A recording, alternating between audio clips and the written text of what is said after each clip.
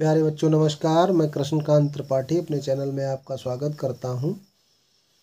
कक्षा 12 की बोर्ड परीक्षा की तैयारी में हम लोग चैप्टर 2 के इम्पोर्टेंट सवाल कर चुके हैं। अब देखते हैं आव्यूह से आने वाले इम्पोर्टेंट सवाल।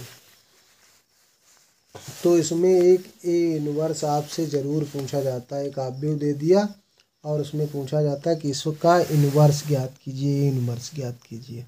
तो कैसे ज्ञात करते हैं ज़रा देखिएगा। सबसे पहले अगर आव्यूह का मान दिया जाए तो सबसे पहले सारणिक का मान ज्ञात कीजिए। सारणिक का मान कैसे ज्ञात करेंगे? इसको ये झुकी हुई लाइनें होती हैं, इनको सीधा सीधा लिख देते हैं तो सारणिक हो जाता है।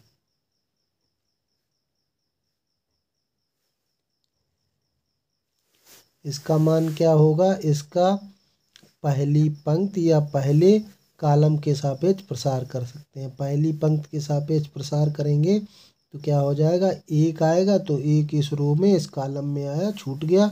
ऐसे गुणा करते हैं। 4 का 4 में गुणा हुआ 16, बीच में माइनस, 3 का 3 में गुणा हुआ 9। फिर बीच वाली संख्या माइनस में लिखी जाती है।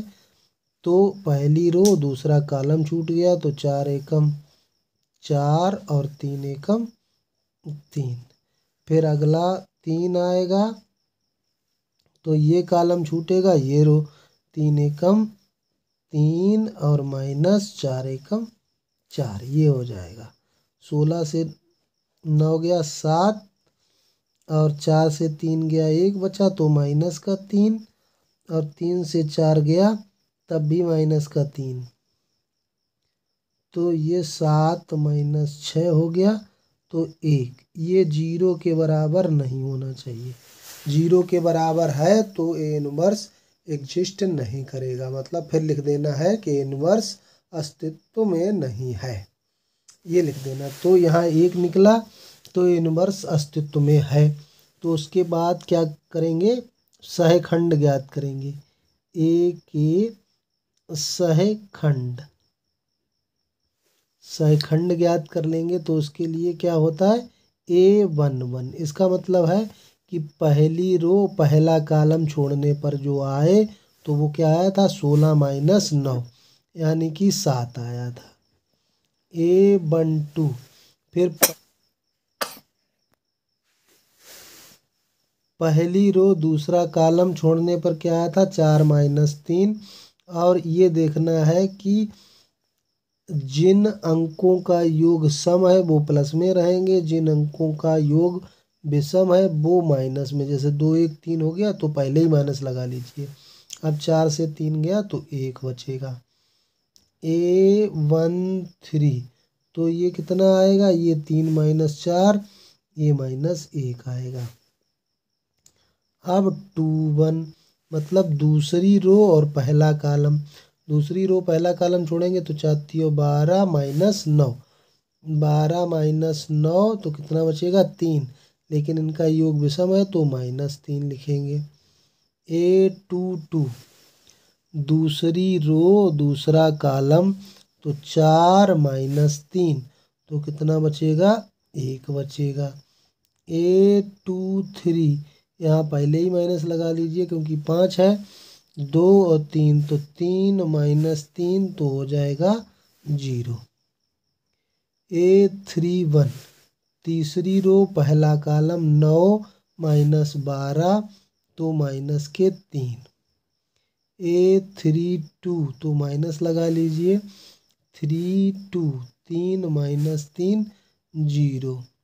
A33 3 ये छोड़ 4 माइनस 3 तो 1 आ गया।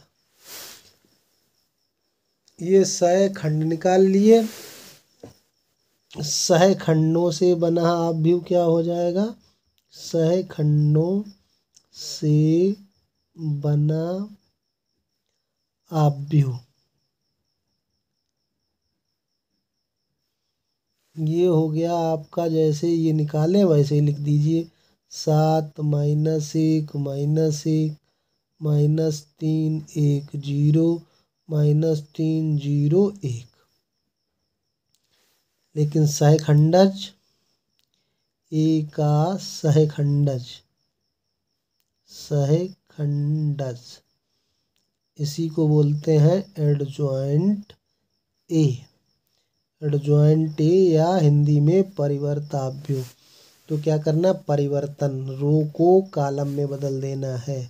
7 ये रो थी, फिर -1 थी, फिर -1 थी, -3 1 0, -3 0 1। ये हो गया आपका एडजॉइंट ए।